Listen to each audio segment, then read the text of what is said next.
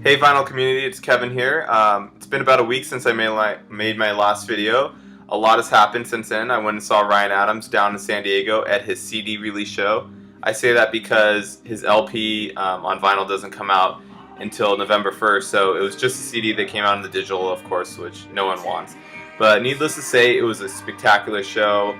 I'll get into that in a little bit with a little something I got there, but let's go ahead and feature what I am playing right now.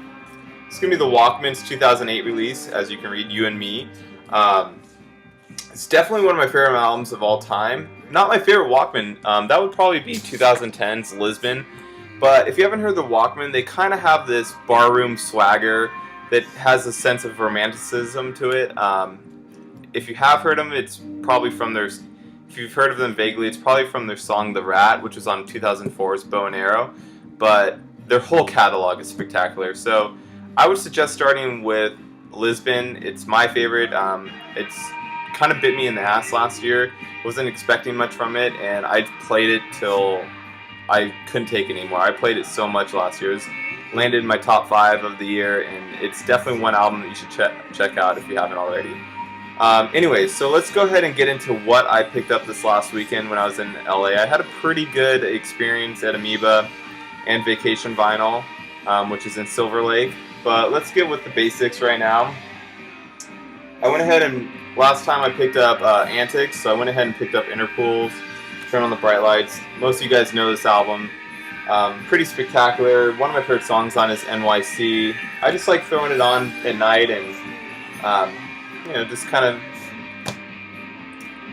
fading out to it. It's a great album. Not my favorite. Antics, is my favorite Interpol album, which some people think is odd because Turn on the Bright Lights is usually the most critically acclaimed, which I agree, it's a great album, but Antics is just kind of the one that struck me the most. So, not much to say about this album. Radiohead's Hail to the Thief. Surprised I didn't have it already. Pretty great, pretty awesome gatefold there. I mean, the artwork alone is pretty amazing. Let's see, let's open this up. The quality of these, there you go, you got a little more on the inserts, some lyrics, and then, once again, and then the lyrics on the inserts on the other side. The quality that Capitol put out on these Radiohead reissues are probably the best I have in my whole collection. They're just spectacular. I mean, there's not much to say about Radiohead. Everyone knows how great Radiohead is. Hail to the Thief is actually my favorite Radiohead album, so I was kind of surprised I didn't get it. It was a little pricey for the longest time, but I found it for a cheaper price, brand new at Amoeba. It was under 20 bucks. I went ahead and said, yeah, no way I'm not getting that one this time. Okay, let's move on. Last video I showed that I got the EP of this band, and I really wanted their album that came out this year. I couldn't find it anywhere. Finally it appeared on Amoeba. They had restocked it, and this is my favorite album of the year right now. I've just been spinning it nonstop.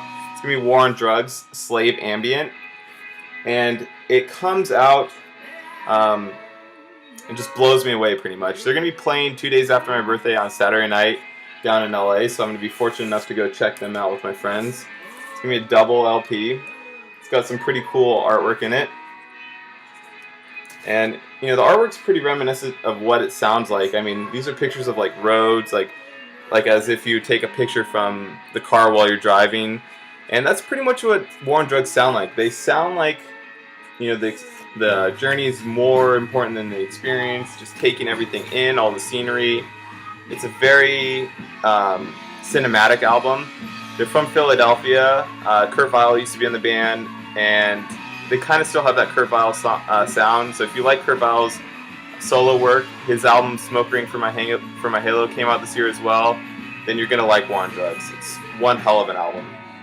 Another one I picked up was this band called Barn Owl. I was over at, the artwork alone is pretty amazing. Sorry about the glare on that.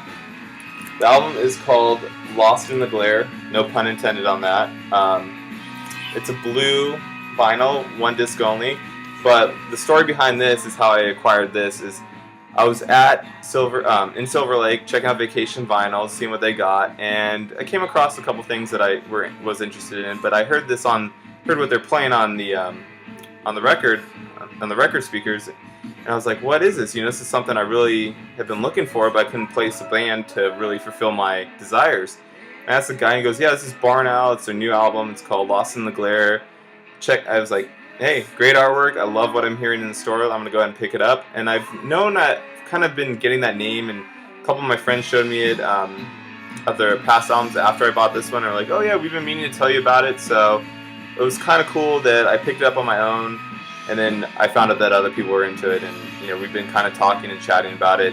But it's pretty, it's instrumental, and they're from San Francisco, and it's just something that I like to put on the background and kind of just daze out to, and just do some homework and just have jam. But it's a great album. Came out this year, so check it out. But this is one album that I've been looking for so long, and I was extremely excited to find it in great condition, and within the time frame that I got it, a week before his new album comes out. That's going to be Tom Waits' Rain Dogs. I mean, the artwork alone is spectacular. There's Tom Waits right there. I have so much to say about Tom Waits. If you haven't heard of him, it's a pretty cinematic guy. He's in movies. He's poetic. I mean, he has the voice of like a lion that swallowed nails and then breathed bourbon fire. It's just one hell of a artist. His album Heart of Saturday Night is his second album. It's my second favorite album of all time. It's spectacular. But this is Rain Dogs. This is where he gets a little more gravel in his voice. He's not as ballad-esque as he was on his first couple releases. But it's regarded as one of his most popular albums and critically acclaimed albums, and it deserves that because it is a good one. Some of my favorite tracks on it are Cemetery Polka, Jockey Full of Bourbon's great, Midtown's awesome. I mean, almost every song on this album is spectacular, but I was really excited to get this. It's in perfect condition. It was used. It was only $20, but I mean, the artwork is intact, and all I needed was a little dusting, and it sounds great. It's been awesome. And real quick, I'm going to grab something that I got.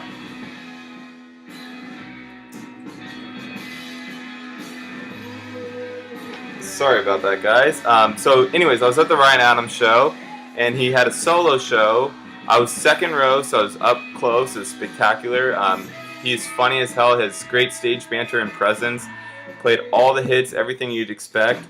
And what really sealed the night for me was that I was able to pick up two of these. These are 7 inches. They're demo recordings, and they're only for the tour, so you're only allowed to get 2 while you're at the show. And I picked up 2 of them. They're $8 a piece, and they come with a Ryan Adams pentagram. He loves metal, so no surprise there on that. But it's going to be Come Home, which is on his new album, Ashes and Fire, and Star Sign, which is just a B-side, but they're great, and they're demos, and pretty happy to have this, being that I'm a big Ryan Adams fan. But anyways, my birthday is this week, so I'm going to be looking to get more vinyls, and I'll be doing an update then. Alright guys, have a good night.